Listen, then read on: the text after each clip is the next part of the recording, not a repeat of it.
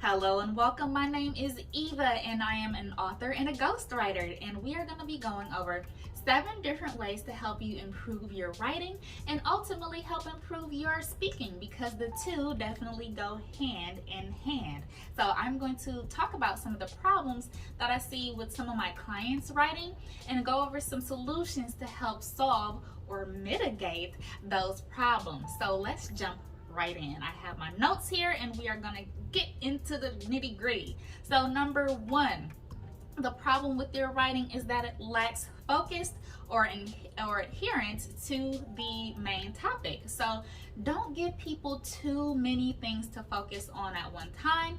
I definitely see that this is the case with blogs, especially. People want to cram too much in and the reader has a difficult time keeping track of all of the pieces. So for example, if you're going to write a story or a blog about fruit, for example, don't start talking about vegetables, even though they fall under like maybe a health group, for example. If the theme is fruit, there's plenty of things to talk about within that group, right? You don't want to go off on too many tangents. So the solution to this is to develop 2 to 3 major themes or topics that you want to cover, and then go into greater detail from there. So outline them. This is all part of that pre-planning or pre-writing process, all right? So if you need any help with that, check the link in the description box. I have a free download, kind of like a little sample. And if you want to see some additional tips and tricks, go ahead and check the rest of my downloads there. So number 1, make sure you have focus and direction for the themes or topics you want to cover.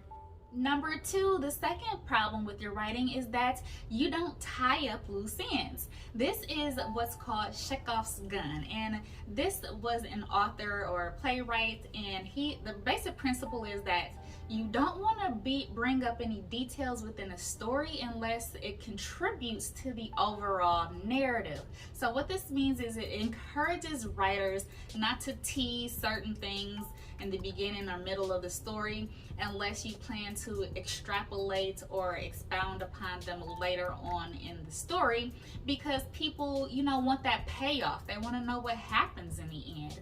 So for example, if your character is given a knife or a weapon by an elder or a mentor or a parent towards the beginning of the story, make sure you use that knife or that weapon towards the end.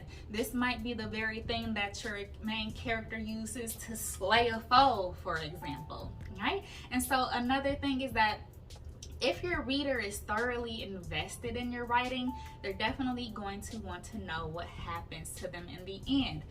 Again, for example, if your character has a illness, we're gonna want to know if it's fixed. What is the solution to this problem?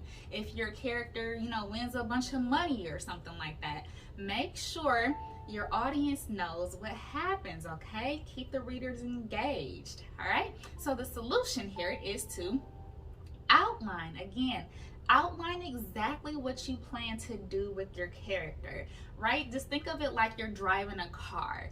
You know before you get in a car exactly what your destination is. The same can be applied to characters or themes of your book or journal or manuscript, whatever it is. You know where you're going to go there before you start writing, and the process will be way smoother, all right? So you're not driving around thinking about what you're gonna do. You're actually knowing exactly where you're gonna go, okay? So number 2, make sure you tie up loose ends.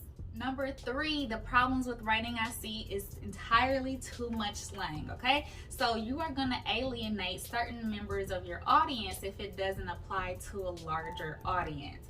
The sort of tip that I give here is that you shouldn't really be using too much slang unless you have a character who is speaking and with that certain, like, say, vernacular. So if they have a southern or a northern accent, for example, and you want to illustrate that, this is the time. But if you're having a narrative piece, for example, you don't want to use too much slang. Nobody wants to put the book down or article or journal that they're reading and go figure out, they have to search, the Urban Dictionary to figure out what, whatever this topic is, for example. So the solution, Make sure you don't use too much slang unless you have a character speaking.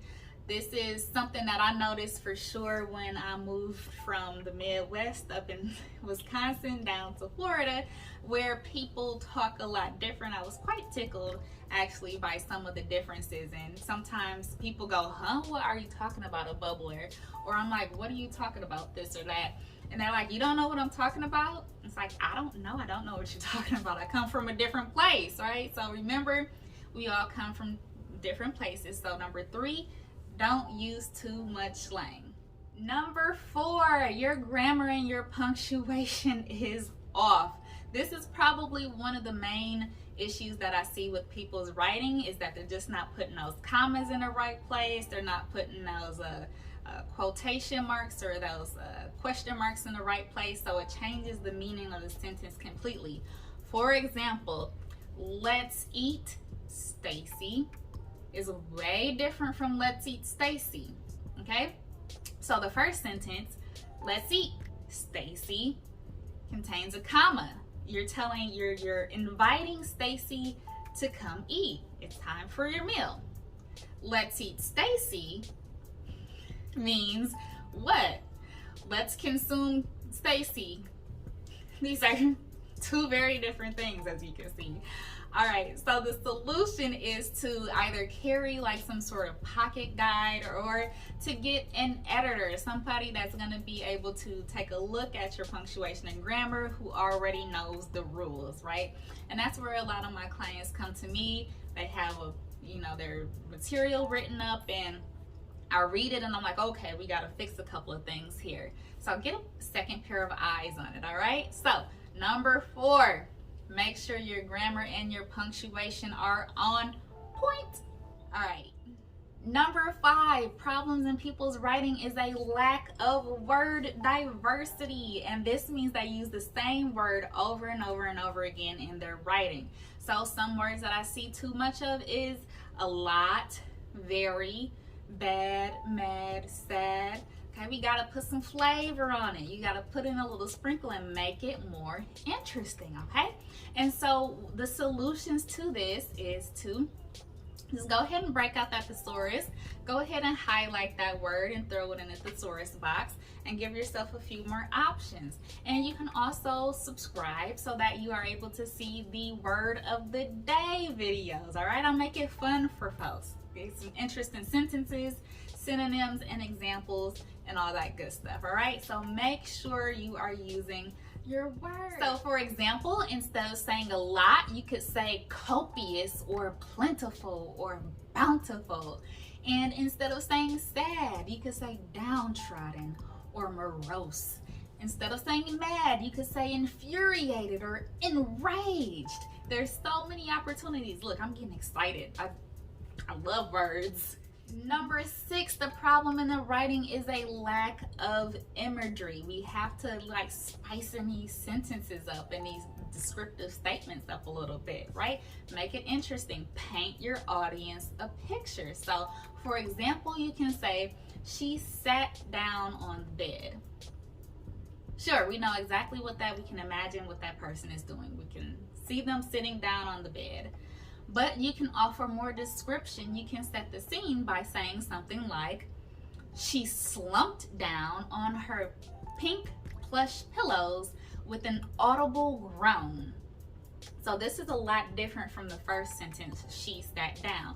Not only have I created a description of what her mood could possibly be by using words like slumped and audible groan, we get the idea that she might not be in too great of a mood.